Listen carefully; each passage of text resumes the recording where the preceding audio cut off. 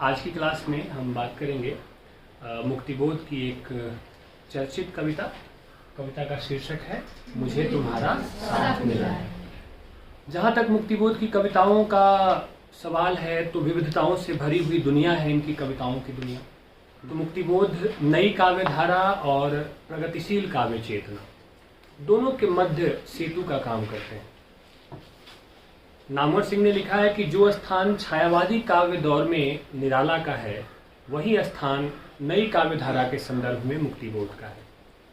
मुक्तिबोध की कविताओं में विविधताएं हैं, अपने समय के अंधेरों की पहचान है, एक गहरी सृजनात्मक अभिव्यक्ति है, संवेदना से भरी हुई अभिव्यक्ति जिसमें वो पहचान पाते हैं अपने समय के दुख को, अपने समय की समस्याओं को, विद्रूपताओं को, और उनसे लड़ने के लिए दो दो हाथ करने के लिए वो हमेशा तैयार रहते हैं।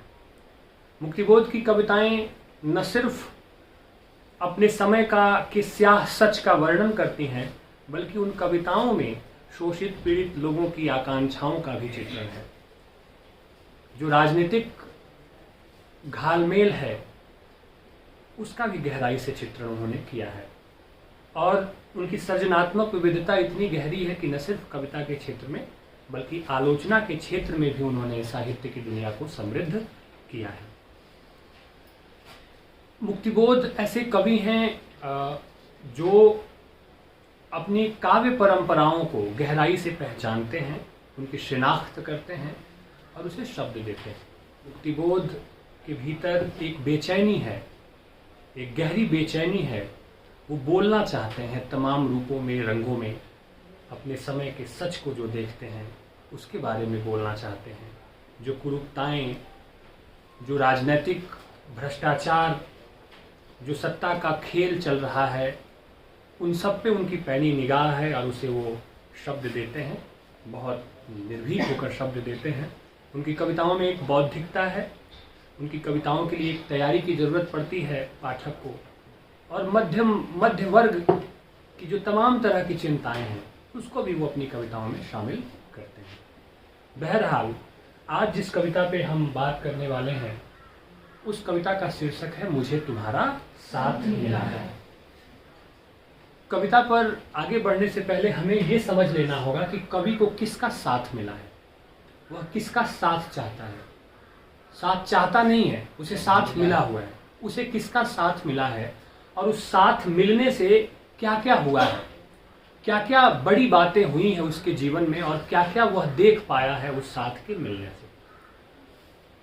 तो साधारण अर्थों में अगर आप देखें, सामान्यतः अगर आप देखें तो ये जो साथ है इसमें वह संकेत कर रहा है अपने पहले के जो कवि हैं जिनकी कविताओं में क्रांतिकारी चेतना है, समाज में बदलाव की आकांक्षाओं को लेकर के जो कवि कविताएं लिख रहे हैं, शोषित पीड़ित जनता के दुख दर्द का चित्रण जिन कवियों ने किया है, उस परंपरा के साथ को वो याद कर रहे हैं कि उस साथ ने, जो परंपरा मुझे मिली है अपने पहले के कवियों से, जिसमें क्रांति का स्वर है, चेतना का स्वर है, जागृति का स्वर है, उस साथ ने कितना उनके ऊपर प्रभाव डाला है और उससे क्या उन्होंने महसूस किया है। और वो जो कविताएं लिखी हैं इनके पहले के कवियों ने, उन कविताओं के व्यापक प्रभाव के बारे में भी वो इस कविता में बात कर रहे हैं, एक अर्थ में।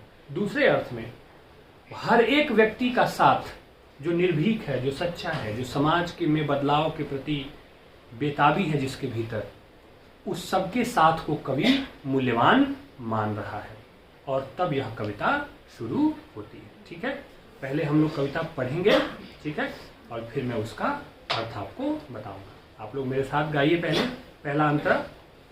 मुझे तुम्हारा साथ मिला है, मुझे हिमालय हाथ मिला है, कंधा मिला विशाल गगन का, वक्ष मिला मुझको जन जन का, नैन मिले मुझको धरती के, आज जिंदगी के ही जी के, आंसू मिले मिले अंगारे, रवि सा जलता माथ मिला है। मुझे तुम्हारा साथ मिला है, मुझे हिमालय हाथ मिला है।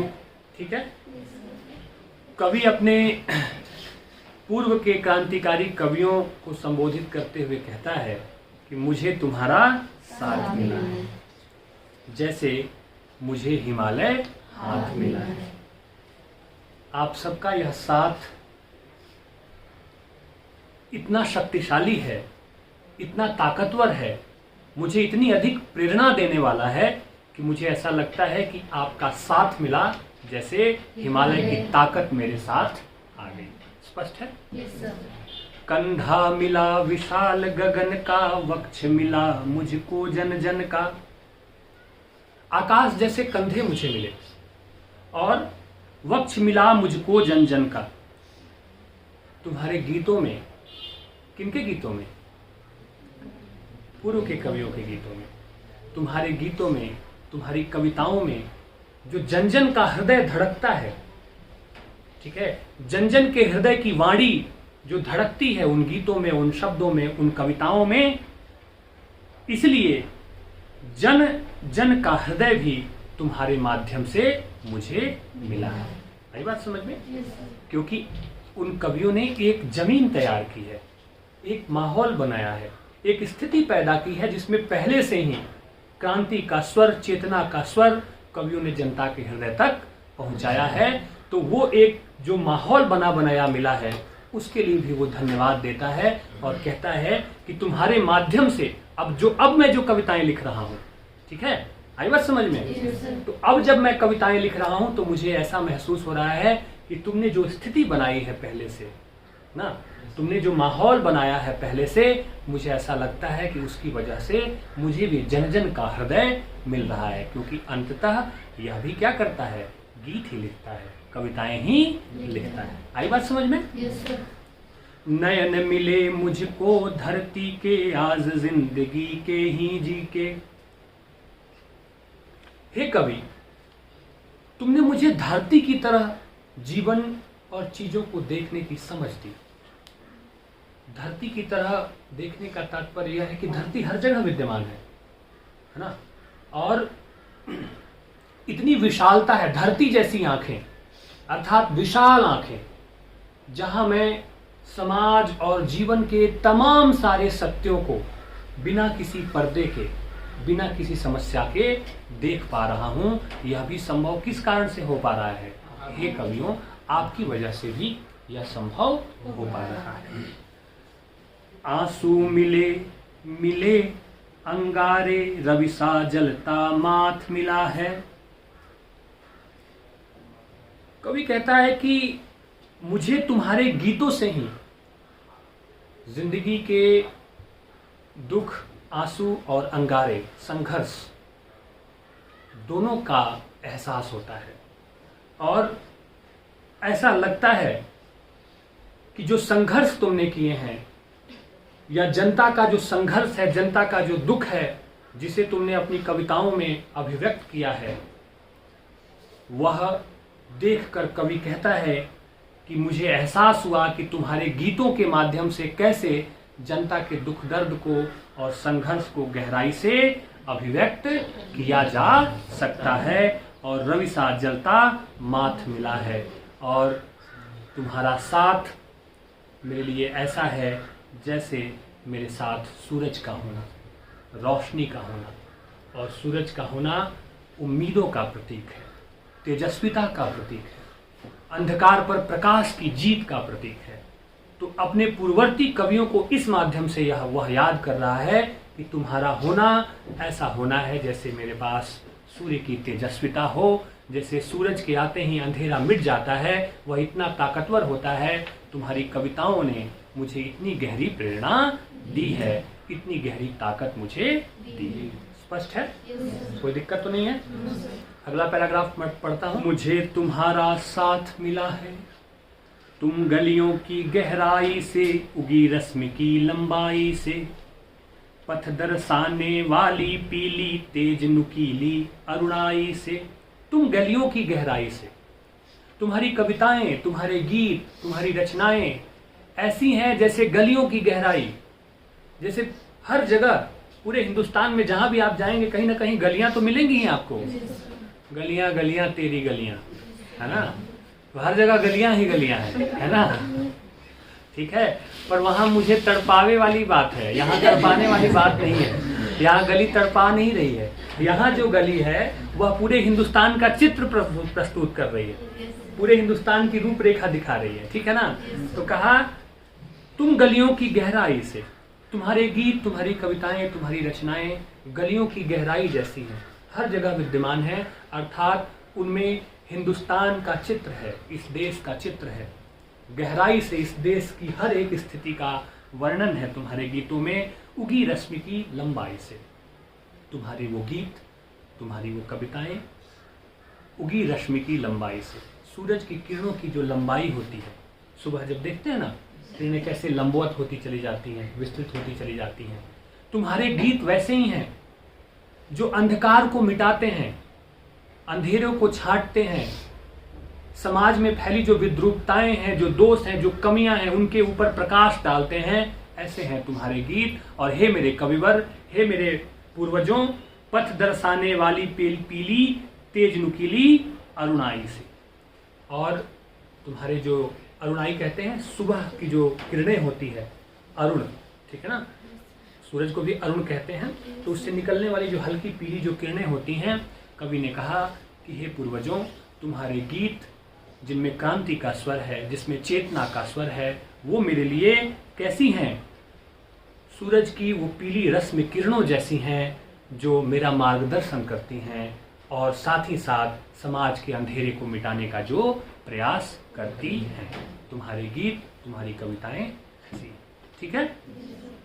आगे कहा जिन संघर्षों में से मस्ती लेकर बनी हुई है हस्ती, उसकी प्रतिभा आंखों में से अथवा सुर्ख सलाखों में से, प्रकटी जो सच्ची ज्वालाएं गहरी स्वर्ण किरण मालाएं।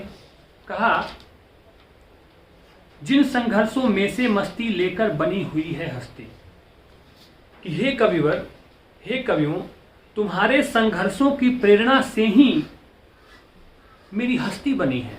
यानी कि तुमने जो संघर्ष किए, उन संघर्षों से प्रेरणा लेकर मैंने अपनी हस्ती बनाई, यानी कि मैंने अपना अस्तित्व निर्मित किया है, सीखा है मैंने, ठीक है, सीखा है मैंने कैसे गहरे से गहरे संघर्ष को भी शब्दों का चित्र देना, गहरे अंधकार से भरे समय में भी उम्मीदों की रोशनी जलाना अपने शब्दों के माध्यम से, अपने गीतों के माध्यम से, ये मैंने आप सबसे सीखा है। इसलिए अगर मैं ये कहूं कि आप सब की प्रेरणा से मेरी हस्ती बनी है या मेरा अस्तित्व बना है, तो इसमें कोई गलत बात नहीं है, या यह उचित ही जान पड़ता है, ठीक है। आगे कहा उसकी प्रतिभा आंखों में से अथवा सुर्ख सलाखों में से, प्रकटी जो सच्ची ज्वालाएं गहरी स्वर्ण किरण मालाएं। कहा कि उस कवि की प्रतिभा से भरी आंखों में से जो भाव चमकते थे, उनसे सच्चे कल्याणकारी विचारों की ज्वाला निकलते हुए कवि देखता है। किनसे? पूर्ववर्ती कवियों से। जब ये बात हो तो हमेशा इस चीज को आपने ध्यान में रखना है कि वह अपने पूर्ववर्ती क्रांतिकारी कवियों के संदर्भ में ये सारी बातें कह रहा है कि उनके जो कल्याणकारी विचार थे, और प्रतिभा संपन्न तो थे ही कवि, उनके जो कल्याणकारी विचारों की जो ज्वाला निकलती है उनकी आंखों से, प्रतिभा संपन्न, उसे कवि देखता है और प्रेरणा ग्रहण करता है। और कहा गहरी स्वर्ण किरण मालाएं कष्टों के जंगल में पसरी, कर्तव्यों की भूरी गहरी पगडंडी से बिछे हुए हो। और कहा कि ये जो विचार हैं सुनहरे किरणों की मालाओं की तरह प्रकट होते हैं। पूर्वजों की कविताओं और गीतों से निकले हुए जो विचार हैं वो सुनहरे किरणों की मालाओं की तरह प्रकट होते हैं।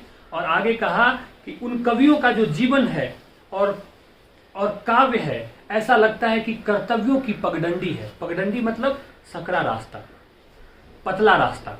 और ये पतले रास्तों की विशेषता होती है कि ये कहीं भी आपको मिल जाएंगे, ठीक है ना, हर जगह ही आपको मिल जाएंगे। तो कवि कह रहा है कि जो पूर्वज हैं, उनके गीत, उनकी कविताएं इस तरह से उसे प्रेरित करती हैं कि उसे लगता है कि उनका जीवन और उनकी कविता पगडंडी की तरह हर जगह विद्यमान है। यानी कि हर एक विषय पे, हर एक संदर्भ पर वे सारी कविताएं सही रास्ते पे चलने का संदेश देती हैं, ठीक है, पहली बात ये। और दूसरी बात, पगडंडी की अपनी एक जिजीविषा होती है, ठीक है, कि आप किसी भी हालत में बहुत बड़ी सड़क आप ना बना पाए, लेकिन पगडंडी जरूर बन जाती है, एक रास्ता जरूर बन जाता है। तो गहरे से गहरे कठिन संघर्ष में भी वो कविताएं पगडंडी की तरह समाज को और मनुष्य को रास्ता देने का काम कर रहे हैं। इससे वह कवि प्रेरित हो रहा है। आई बात समझ में? आगे कहा, जन जन के दरवाजे पर तुम बसा रहे नवजीवन सरगम, नूतन सपनों को उभारते मेरे जैसों को गुहारते। कहा कि और ऐसा लगता है कि तुम्हारे गीत, तुम्हारी रचनाएं, तुम्हारी कविताएं जन जन के दरवाजे पे, प्रत्येक व्यक्ति के घर के दरवाजे पे नए जीवन का सरगम गा रही हैं और नए नए सपनों को उभार रही हैं। यानी कि वे गीत, वे कविताएं हारे थके हुए व्यक्ति के जीवन में भी उम्मीद की एक नई रोशनी दे जाती हैं और उन कविताओं में मनुष्यता के लिए, समाज के लिए और व्यक्ति के लिए एक नया सपना है, एक नई दुनिया है।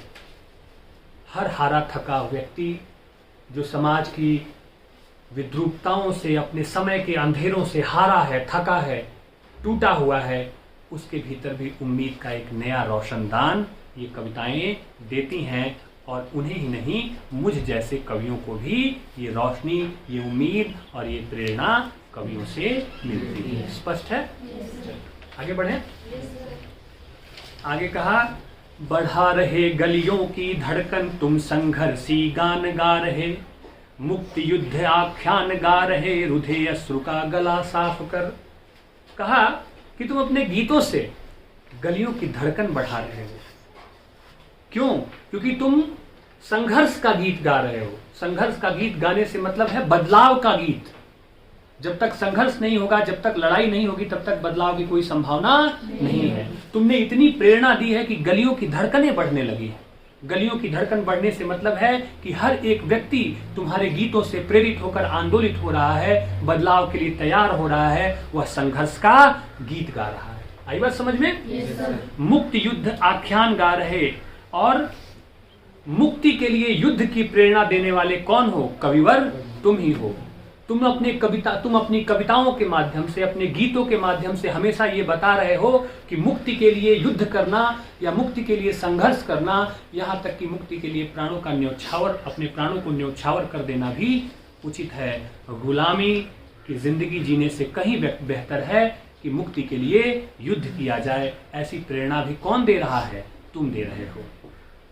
और रुधे अश्रु का गला साफ कर, रुधे अश्रु का गला साफ कर मानो मेघ कवित्व गा रहा। और ये जो मुक्ति के आख्यान के जो तुम्हारे गीत हैं, इसमें वीरता का स्पंदन है, वीर रस है, एक तेजस्विता है, एक ओज है।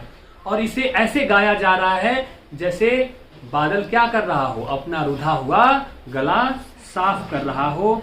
कि तुम्हारी आवाज इतनी गंभीर है कि लगता है कि मेघ भी अपना गला साफ कर रहा है। इस तरह से तुम मुक्ति का, संघर्ष का आख्यान गा रहे हो, गीत गा रहे हो। आगे बात समझ में? आगे कहा, महावेदना में लहरों की जो सागर वीणा बजा रहा, शब्द तुम्हारे प्रतिध्वनियों में बार बार सब ओर घूमते। कहा कि तुम्हारे गीतों में, तुम्हारी कविताओं को पढ़ते हुए, उनसे गुजरते हुए ऐसा लगता है कि सागर वेदना के गीत गाते हुए अपनी लहरों पे वीणा बजा रहा है। ये वेदना के गीत क्यों हैं? ये वेदना के गीत इसलिए हैं कि समाज का अंतिम व्यक्ति अभी भी शोषित है, पीड़ित है, दलित है, वह तकलीफों से गुजर रहा है। उसके लाखों लाखों, करोड़ों करोड़ लोगों के जीवन में अंधेरा घना है। उस घने अंधेरे को कवि जब देखता है, उसे शब्द देता है, तो ऐसा लगता है कि सागर जो इतना विशाल है, वह वेदना भरे गीत गा रहा है और अपने लहरों से उस वेदनामय गीतों पे वीणा बजा रहा है। और कहा, शब्द तुम्हारे प्रतिध्वनियों में बार बार सब ओर घूमते। तुम्हारे गंभीर शब्दों की गूंज चारों ओर सुनाई पड़ती है। ऐसा लगता है जैसे बिजली चमक रही हो। तुम्हारे शब्दों में जो तेजस्विता है, तुम्हारे शब्दों में जो ओज है, जो कौंध है, वो चारों दिशाओं में गूंज रहे हैं वो शब्द। और कहा आगे कि पुनः पुनः जो तड़ित कौंध थी, तड़ित कहते हैं बिजली को, ऐसा लगता है कि बिजली जैसी चमक चारों तरफ कौंध रही है। भव्य सुरों से फूट रश्मिकण दुनिया के सब छोर चूमते, तुम गाते काली बयार में आशा की लकीर दर्दीली। और संघर्ष के गाए जाने वाले तुम्हारे जो गीत हैं, मुक्ति के लिए लिखे गए तुम्हारे जो आख्यान हैं, जो जन जन की धड़कनों को बढ़ा रहे हैं, वो भव्य हैं। और भव्य सुरों से ऐसा लगता है कि फूट रश्मिकण दुनिया के सब छोर चूमते। और उन भव्य सुरों से निकलने वाली जो रश्मिकण है, यानी कि सूरज की तरह जो रोशनी है, उम्मीद की रोशनी है, बदलाव की रोशनी है, जो प्रकाश है, ऐसा लगता है कि पूरी दुनिया में वो प्रकाश फैल रहा है और पूरी दुनिया को, पूरी मानवता को जागृति का संदेश दे रहा है। आगे कहा, तुम गाते काली बयार में आशा की लकीर दर्दीली, भग्न गृहों के अंधकार में उकसाते लौ तेज नुकीली। तुम निराशा की काली आंधी में भी गीत गाते हो और आशा का दर्द भरा संदेश देते हो।